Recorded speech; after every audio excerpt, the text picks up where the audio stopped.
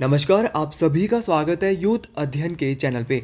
एक बार फिर से मैं आप सभी के बीच एचवी टेट नवंबर के लिए करंट अफेयर का पार्ट 3 लेके आ चुका हूँ। देखिए, पार्ट 3 का जो पहला क्वेश्चन है कि 9वां आईसीसी महिला टी20 वर्ल्ड कप 2024 का खिताब किसके द्वारा जीता गया। अभी जो है 9वां महिला आईसीसी टी20 वर्ल्ड कप हाल ही में हुआ था, तो इसका जो खिताब है वो किसके द्वारा जीता गया था। तो ये जो है वो न्यूजीलैंड के द्वारा जीता गया।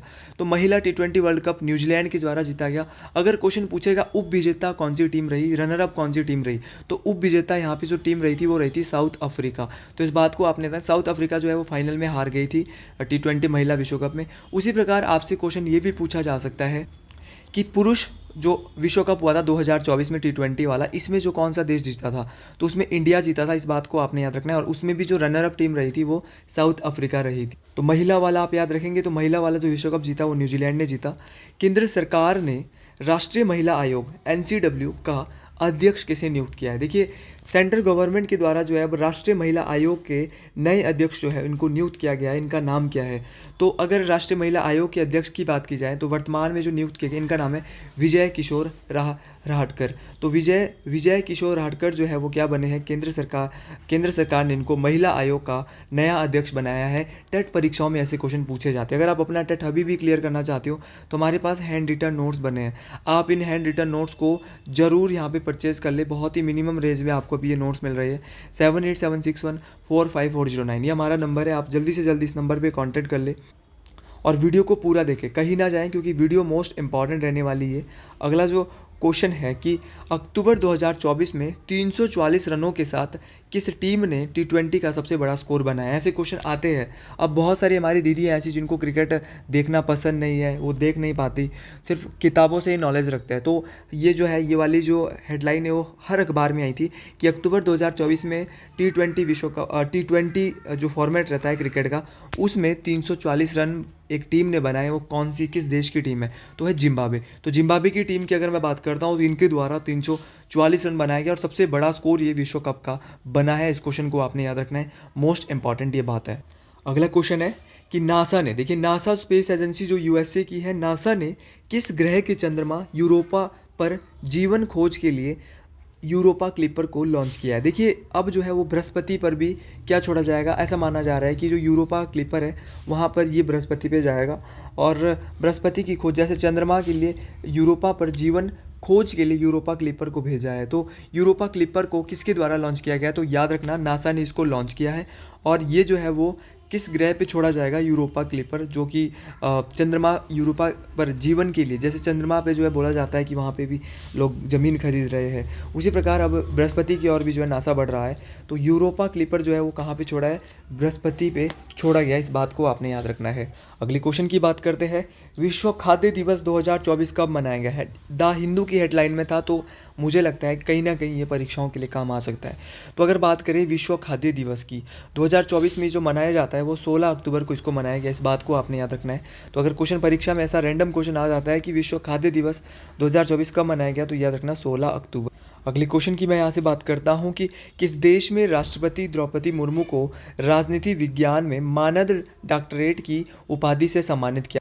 तो जो हमारे देश की पहली महिला आदिवासी राष्ट्रपति है द्रौपदी मुर्मू जी, इनको किस देश के एक विज्ञान में, याद रखना राजनीति विज्ञान में मानद डॉक्टरेट की उपाधि, तो याद रखना मानद डॉक्टरेट की जो उपाधि से सम्मानित किया गया था द्रौपदी मुर्मू को, ये क्या था, अल्जारिया देश वाले ने। तो ये भी मोस्ट इंपॉर्टेंट क्वेश्चन है कि जो अल्जारिया वाले जो देश वाला है उनके द्वारा जो द्रौपदी मुर्मू है इनको जो है वो क्या किया गया है, सम्मानित किया गया। इस बात को आपने याद रखना है। और कौन सी उपाधि थी, तो राजनीति विज्ञान में मानद डॉक्टरेट की उपाधि।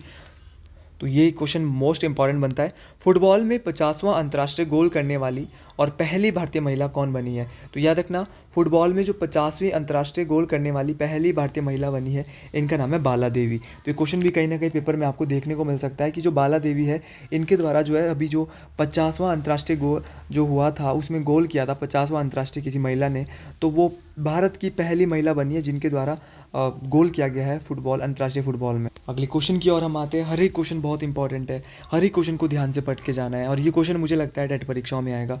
वैसे सारे क्वेश्चन सस्पेंस वाले हैं, क्वेश्चन कोई भी आ सकता है। क्वेश्चन बोल रहा है कि भारत के 91 मुख्य न्यायाधीश कौन बनेंगे। देखिए अगर बात की जाए 91 मुख्य न्यायाधीश की 51 नंबर के, तो इनका नाम है न्यायमूर्ति संजीव खन्ना। और महादेव की और माता भंग्यानी जो मेरे है, अगर उनकी कृपा आपके ऊपर बनी रहेगी तो ये सारे के सारे क्वेश्चन आपको पेपर में देखने को मिलेंगे। इस बात को आज ध्यान रख लेना। तो 91 मुख्य न्यायाधीश जो भारत के नियुक्त किए गए बने जो है, ये बने हैं न्यायमूर्ति संजीव खन्ना। तो भारत के 91 DY चंद्रचूड़ को चेंज होके अब नए आ गए हैं, इनका नाम क्या है, न्यायमूर्ति संजीव खन्ना जी जो है भारत के नए मुख्य न्यायाधीश। और कौन से नंबर के बनने जा रहे हैं, 51 नंबर के न्यायाधीश बनने जा रहे हैं संजीव खन्ना जी। अगला क्वेश्चन है, फेमिना मिस इंडिया 2024 का खिताब किसने जीता। देखिए ये भी द हिंदू की पहली ही जो हेडिंग है उसमें करंट अफेयर में बहुत इंपॉर्टेंट हो जाता है। तो फेमिना मिस इंडिया 2024 का जो खिताब जीता वो निकिता पुरवाल ने। तो याद रखना, निकिता पुरवाल के द्वारा जो है ये फेमिना 2024 का जो है वो खिताब जीता गया था, इस बात को आपने याद रखना। अगला क्वेश्चन मोस्ट इंपॉर्टेंट है, ध्यान से सुन के जाए कि एयरटेल के नए प्रबंध निदेशक, जिसको हम MD कहते हैं, मैनेजिंग डायरेक्टर, नए प्रबंध निदेशक और मुख्य कार्यकारी अधिकारी CEO के रूप में किसे नियुक्त किया गया। तो एयरटेल की अभी MD और CEO नियुक्त किया गया है। किसे क्यों नियुक्त, क्योंकि एयरटेल भी हमारे देश में एक बड़ी कंपनी है, और जैसे जियो है बड़ा नेटवर्क, वैसे एयरटेल का भी बहुत बड़ा नेटवर्क हमारे देश के अंदर है। तो एयरटेल के भी नए प्रबंध निदेशक, मैनेजिंग डायरेक्टर, जिसको हम MD कहते हैं, और नए CEO बनाए गए हैं। तो CEO और MD जो बने हैं एयरटेल के नए, इनका नाम है शाश्वत शर्मा। तो याद रखना, शाश्वत शर्मा जी जो है क्या बने हैं, एयरटेल के नए MD और क्या बने, CEO बने हैं। मोस्ट इंपॉर्टेंट क्वेश्चन बन जाता है, स्टार मार्क कर लेना। ये सारे क्वेश्चन आपको लिख लेने।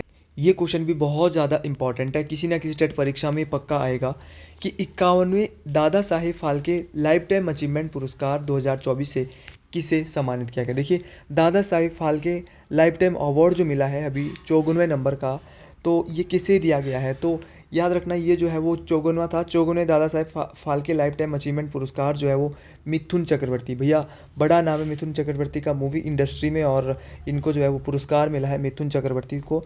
तो मैं दाद देना चाहूँगा, इनको बहुत बड़ा पुरस्कार मिला है। और अगला जो यहाँ पे क्वेश्चन है कि भारत कजाकिस्तान संयुक्त सैन्य अभ्यास काजिंद 2024, भारत और पाकिस्तान कजाकिस्तान के बीच एक संयुक्त सैन्य अभ्यास हो रहा है जिसका नाम है काजिंद। तो काजिंद 2024 का 8वां संस्करण, 8वीं बार जो है कजाकिस्तान के साथ युद्ध हो रहा है, जिसका नाम है काजिंद 2024। याद रखना, भारत और पाकिस्तान के साथ हुआ था। कहाँ पे हुआ था, तो ओली एक जगह, और ओली जगह जो है वो कहाँ पे, उत्तराखंड में। इस बात को आपने याद रखना है। तो ओली जो जगह है उत्तराखंड में, वहाँ पर जो है वो क्या हुआ था, वहाँ पर जो है भारत और कजाकिस्तान के बीच जो संयुक्त सैन्य अभ्यास हुआ था जिसका नाम था काजिंद। अगला क्वेश्चन है, mothers Mary comes to me, mothers Mary come to me किस लेखक का पहला संस्मरण है जिसे सितंबर 2024 में लॉन्च किया जाएगा। देखिए मैं करंट अफेयर बहुत इंपॉर्टेंट उठाता हूँ, मैं ऐसी कबाड़ आपको पढ़ाता नहीं हूँ, मुझे शौक़ नहीं है कुछ ऐसी कबाड़ पढ़ाने का, मुझे वो पढ़ाना है जो परीक्षाओं में आता है। और अगर आप हमसे स्मार्ट नोट्स लेना चाहते हैं तो आप इस नंबर पे जल्दी से जल्दी कांटेक्ट कर ले, आपको नोट्स मैं प्रोवाइड करवा दूंगा बहुत रिजनेबल रेट में। तो ये हमारा नंबर है, आप इस नंबर पे जल्दी कांटेक्ट कर ले। हैंड रिटन नोट्स है, कोई ठगने वाला काम नहीं है, ये अपने हाथ से बनाए हुए नोट्स है, ऐसा नहीं है कि कहीं से ला दिए और फिर आपको दे दिए भैया। तो mothers Mary comes to me किस लेखक का पहला संस्मरण है, तो सितंबर 2024 में इसको लॉन्च किया जाएगा। तो याद रखना ये अरुंधति राय, तो अरुंधति राय जो है वो याद रखना इनके द्वारा जो है mothers Mary comes to me एक संस्मरण, पहला संस्मरण है इनका अरुंधति रॉय। अगला क्वेश्चन जो है वो है, 1 अक्टूबर 2024 को उत्तरी अटलांटिक संधि संगठन के महासचिव कौन का पद किसने संभाला है। नाटो की बात हो रही है, नाटो के नए महासचिव बने, नए जनरल सेक्रेटरी बने हैं, तो इनका नाम आ सकता है मार्क रूट। क्या नाम है, मार्क रूट। तो नाटो के जो नए महासचिव बने इनका नाम मार्क रूट है, इस बात को आपने याद रखना है। अगर नाटो की बात की जाए तो नाटो का पूरा नाम कहीं ना कहीं टेट परीक्षाओं में आपसे पूछा जा सकता है, और अगर नाटो का पूरा नाम आपसे टेट परीक्षाओं में पूछा गया तो आप गलती करने की कोई गुंजाइश यहाँ से होनी नहीं चाहिए। नाटो का पूरा नाम है नॉर्थ अटलांटिक ट्रीटी ऑर्गेनाइजेशन, तो याद रखेंगे North Atlantic Treaty Organisation NATO का नया नाम है, इस बात को आपने याद रखना है।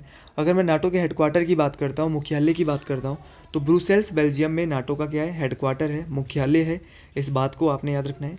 नाटो की अगर मैं बात करता हूँ तो नाटो का जो गठन हुआ था वो कब हुआ था, ब्रुसेल्स बेल्जियम की जो कैपिटल है ब्रुसेल्स में, वहाँ इसकी हेडक्वार्टर है।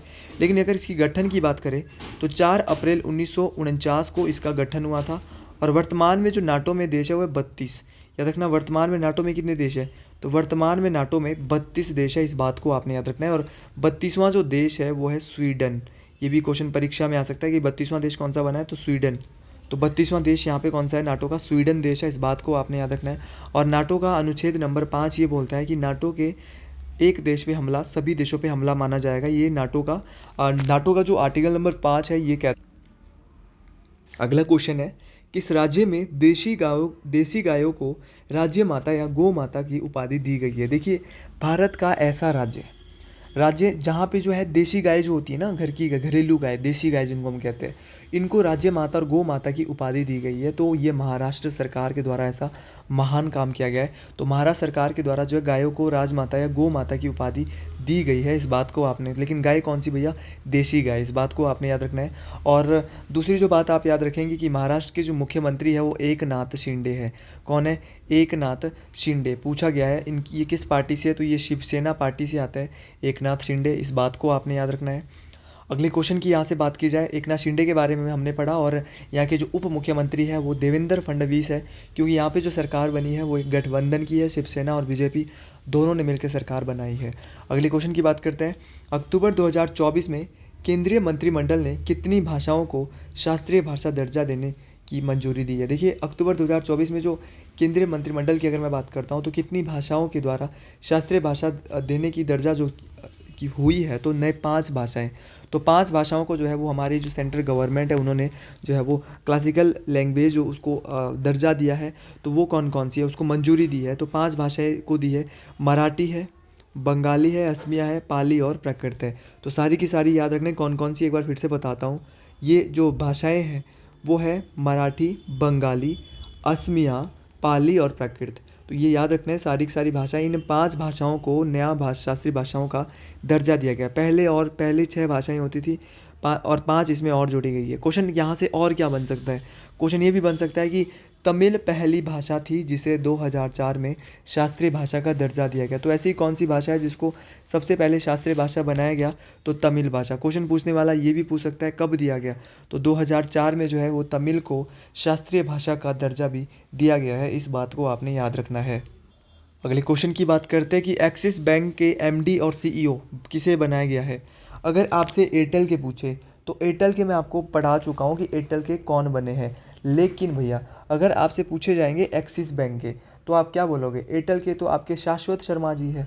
अगर आपसे पूछ लिया जाए अगर आपसे पूछ लिया जाए आपका एक्सिस बैंक, तो क्या बोलेंगे, अमिताभ चौधरी। ऐसे क्वेश्चन, एक्सिस बैंक भी बड़े लेवल पे, इंडिया लेवल पे काम करता है। तो एक्सिस बैंक के जो नए सीईओ, नए एमडी जो बने, मैनेजिंग डायरेक्टर जो बने, महानिदेशक जो बने हैं, इनका नाम है अमिताभ चौधरी। अगले क्वेश्चन की यहाँ से बात करता हूँ मैं। अगला जो क्वेश्चन है ये भी मोस्ट इंपॉर्टेंट है। अक्टूबर 2024 में खेल मंत्रालय ने निम्न में से कौन सा पुरस्कार बंद कर दिया। ये क्वेश्चन इंपॉर्टेंट लग रहा है मुझे, आए या ना आए वो बात की बात है, लेकिन क्वेश्चन ये आ सकता है कि किस पुरस्कार को अब जो हमारी स्पोर्ट्स मिनिस्ट्री है, खेल मंत्रालय है, उसके द्वारा इसको बंद कर दिया गया। तो वो है ध्यानचंद लाइफ टाइम पुरस्कार। तो ध्यानचंद लाइफ टाइम्स पुरस्कार जो है इसको जो है वो बंद कर दिया है अक्टूबर महीने में। इस बात को याद रखना, किसके द्वारा, खेल मंत्रालय के द्वारा। अगले क्वेश्चन की बात करते हैं, अंतर्राष्ट्रीय गीता महोत्सव 2024 का आयोजन कहाँ किया जाएगा। बात हो रही है अंतर्राष्ट्रीय गीता महोत्सव की। इसका जो आयोजन 2024 में हो रहा है वो कहाँ पे हो रहा है, तो ये कुरुक्षेत्र में हो रहा है। तो इस बात को आपने याद रखना है कि जो गीता महोत्सव 2024 में होगा वो कहाँ पे होगा, तो याद रखना है ये जो हो रहा है ये कहाँ पे होगा भाई, कुरुक्षेत्र में। और कुरुक्षेत्र कहाँ पड़ता है, तो कुरुक्षेत्र जो है वो हरियाणा में पड़ता है, इस बात को आपने याद रखना है। मोस्ट इम्पॉर्टेंट ये बात है, परीक्षाओं में काम आने वाली बात है। अगला क्वेश्चन है कि अक्टूबर में जारी आर्थिक स्वतंत्रता सूचकांक। देखिए अक्टूबर में एक जारी होता है आर्थिक स्वतंत्रता सूचकांक, 2024 में भारत किस स्थान पे है। तो अगर मैं बात करता हूँ अक्टूबर में जो आर्थिक स्वतंत्रता सूचकांक 2024 जो आया था, इसमें जो है वो भारत का जो स्थान है वो 84 नंबर का है। तो याद रखना भारत जो है वो इसमें थोड़ा पीछे है। तो भारत जो है आर्थिक स्वतंत्रता जो इस इंडेक्स आई थी, इकोनॉमिक फ्रीडम इंडेक्स हम इसको कहेंगे, आर्थिक स्वतंत्रता सूचकांक जो है इसमें भारत का जो है 84 नंबर रहता है। इस बात को आपने याद रखना है, मोस्ट इंपॉर्टेंट ये बात। अगले क्वेश्चन की बात करता हूँ कि विश्व पोलियो दिवस कब मनाया जाता है। देखिए अगर विश्व पोलियो दिवस की बात की जाए, ये ऐसे क्वेश्चन अक्सर परीक्षाओं में आते हैं, और अभी नवंबर से पहले अक्टूबर का महीना था, तो हो सकता है पेपर जो ये सेटअप हो रहा है ये सेटअप हो गया होगा 20 से 25 तारीख के बीच में, जब ये फॉर्म भरने बंद हो गए थे उसके बाद पेपर सेट होने शुरू हो जाते हैं, ये आप लोग भी जानते हैं। और विश्व पोलियो दिवस की अगर मैं बात करता हूँ तो ये 24 अक्टूबर को जो है वो मनाया जाता है, इस बात को आपने याद रखना है। वीडियो आपको अच्छी लगती है तो ज़रूर अपने बीएड के दोस्तों तक, जितने भी आपके फ्रेंड सर्कल है उन तक आप ज़रूर जो है वो इन वीडियोज़ को पहुँचाएँ, ताकि वो उन सभी को भी बहुत सारी हेल्प मिल सके, इस बात को आपने याद रखना है। तो विश्व पोलियो दिवस जो है वो मित्रों 24 अक्टूबर को मनाया गया। दलित उपकोटा, देखो ये क्वेश्चन ना बहुत कीमती है, अपने आप में बहुत मूल्यवान क्वेश्चन है, क्योंकि यहाँ से क्वेश्चन आएगा परीक्षाओं में। क्योंकि मैं पहले भी क्योंकि अभी हरियाणा में नई सरकार बनी है और दलित उपकोटा लागू करने वाला पहला राज्य जो बना है वो हरियाणा बना है। तो याद रखना, हरियाणा के द्वारा जो है वो दलित उपकोटा लागू कर दिया गया है, इस बात को याद रखना। हरियाणा के जो नए मुख्यमंत्री बने हैं वो कौन बने हैं, तो ये बने हैं नायब सिंह सैनी। नायब सिंह सैनी जो है हरियाणा के नए मुख्यमंत्री बने, इस बात को आपने याद रखना है। हरियाणा में विधानसभा की जो सीटें हैं वो 90 सीटें, इस बात को आपने याद रखना है। 90 सीट्स यहाँ पे जो है विधानसभा की भी है। हरियाणा की अगर कैपिटल की बात करता हूँ तो हरियाणा की जो कैपिटल है वो चंडीगढ़ में, इस बात को आपने याद रखना है। चंडीगढ़ में जो है वो हरियाणा की कैपिटल है, इस बात को आप याद रखेंगे। और इनका जो कोर्ट है हरियाणा वाले का वो भी वहीं चंडीगढ़ में ही है, हरियाणा और पंजाब हाई कोर्ट। तो इस क्वेश्चन को आपने याद रखना है, मोस्ट इंपॉर्टेंट है। कैपिटल भी दोनों की चंडीगढ़ में ही है, तो हड़बड़ाना बिल्कुल नहीं है। क्वेश्चन जैसा मर्जी पूछे, गलती करने की कोई गुंजाइश नहीं होनी चाहिए। अगले क्वेश्चन की बात करते हैं। अगला क्वेश्चन जो यहाँ पे दिया है कि 16वें ब्रिक्स शिखर सम्मेलन 2024 की मेज़बानी कौन सा देश कर रहा है। तो 16वां ब्रिक्स शिखर सम्मेलन 2024 जो है इसकी जो मेज़बानी जो देश कर रहा है वो कर रहा है रूस। रूस के कहाँ पे ब्रिक्स का सम्मेलन हो रहा है, तो रूस के कजान में। तो रूस के कजान में जो है वो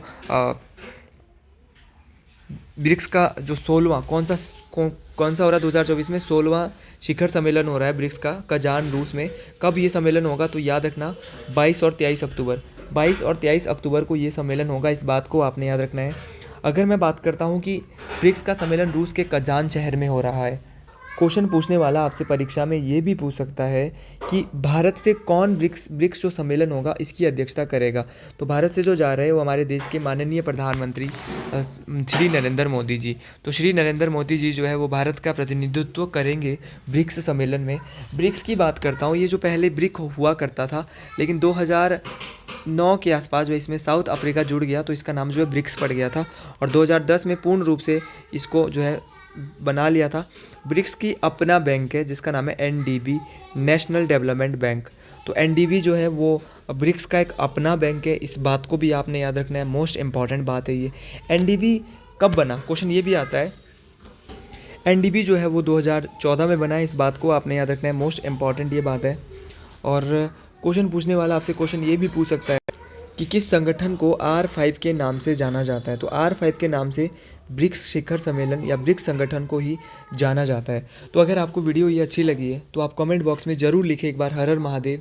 और अगर आप हमसे नोट्स लेना चाहते हैं तो हम आपके लिए नोट्स भी तैयार रखे हैं, आप नोट्स भी ले जाएँ। और अगर आपको वीडियो बहुत अच्छी लगी है तो प्लीज़ ज़रूर शेयर करें, क्योंकि बहुत ही अच्छे से कंटेंट बना के लाता हूँ और बड़े मुश्किल से आप तक हर एक वीडियो, एक सुबह एक शाम, बहुत टाइम लग जाता है। उसके अलावा अगर आप हमसे मॉक टेस्ट भी लेना चाहते हो तो आप जल्दी से हमसे कांटेक्ट कर ले। तो आज के लिए इतना ही। हर हर महादेव, जय माँ मंगयाणी, जय माँ ठारी, हर हर महादेव, जय शंभू।